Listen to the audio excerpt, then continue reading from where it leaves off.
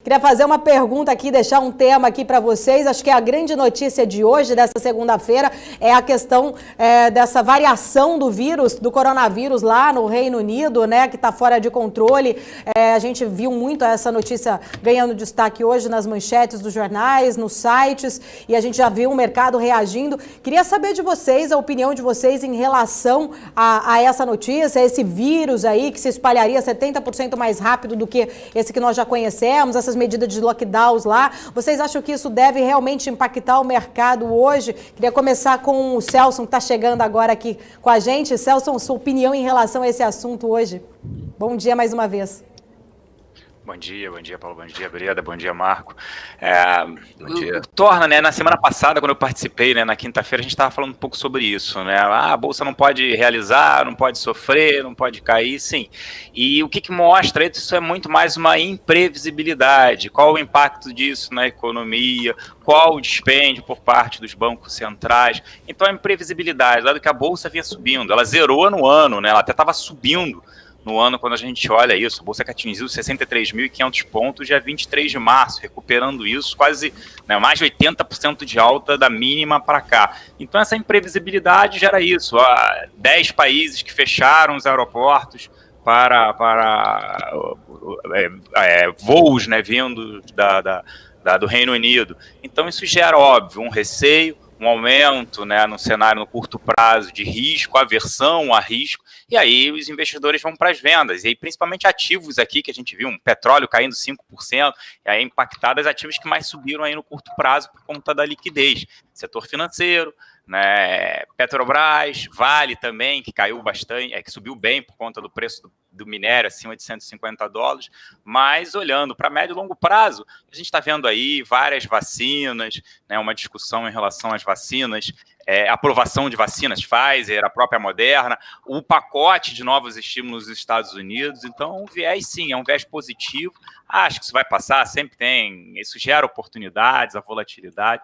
Então, acho que é muito mais olhar o curto prazo. Isso afeta, infelizmente, né, aqueles investidores que não estão olhando mais médio e longo prazo. Então, me mantenho, acho que vai gerar oportunidade, sim, para alguns ativos que acabam tendo uma distorção no curto prazo. Mas isso acho que é uma discussão esperada, porque a gente via a Bolsa subindo e, por outro lado, o aumento de número de casos na Europa e já com restrições na Alemanha e em outros países e também nos Estados Unidos. Mas, de tempo ao tempo, acho que isso gera muito mais oportunidades do que qualquer outra coisa. E sua visão, Breda, sobre essa pauta aí?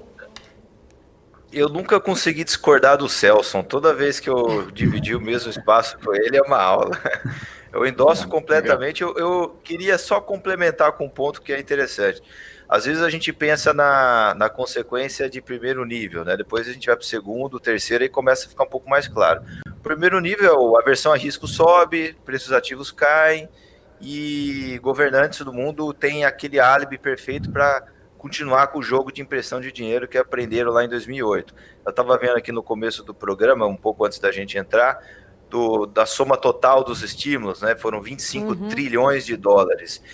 Quando você vê um governo imprimir essa quantidade de dinheiro, o governo a gente sabe que não cria riqueza, né? Se você imprime dinheiro, o mundo não ficou mais rico.